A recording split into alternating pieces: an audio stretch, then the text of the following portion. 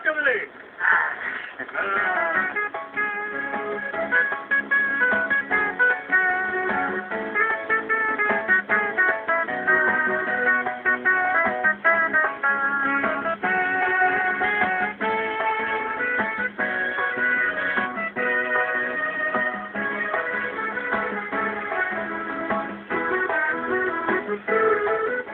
এই যে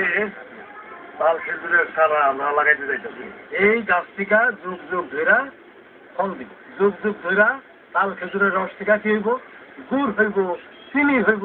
শিল্প কলকারখানায় এই রস থেকে ভিনেগার বানায় তাল খেজুর গাছে আর কিছু হয় এর পাতা দিয়া পাকা হবে মাদুর হবে ঝুরি হবে তালের গাছ থেকে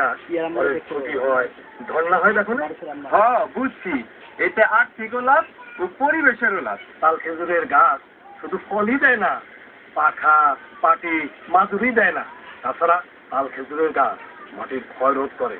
প্রাকৃতিক দুর্যোগ থেকেও কিন্তু রক্ষা করে যাও যাও সবাই মিলা রাস্তার ধারে পুকুরের পাড়ে জমির আইনে তাল খেজুরের গাছ লাগাও এতে আর্থিক লাভ পরিবেশেরও লাভ যুগের পর যুগ এই সকল তাল খেজুরের গাছ আমাদেরকে শুধু দিবেই আছে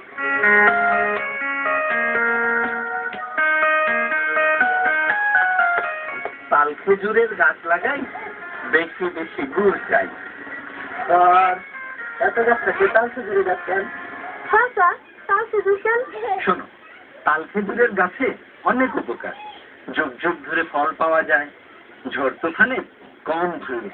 ঘর বাড়ির ক্ষয়ক্ষতিও কম হয় স্যার অন্য গাছগুলো তো ঝড় তুফানে সাহায্য করে হ্যাঁ স্যার আমাদের বাড়ির চারপাশে আম কাঁঠালের গাছ এইসব গাছের চেয়ে তাল খেজুরের গাছ অনেক শক্ত তাল খেজুরের গাছ দিয়ে ঘরের মাচা ও খুঁটির কাজে ব্যবহার করা যায় স্যার তাল খেজুরের রস খেতে খুব মজা রস দিয়ে অনেক রকম মিষ্টি খাবার তৈরি করা যায় তাছাড়া আমাদের দেশে চিনির বিকল্প হিসেবে তাল খেজুরের রস দিয়ে মিষ্টিজাত দ্রব্য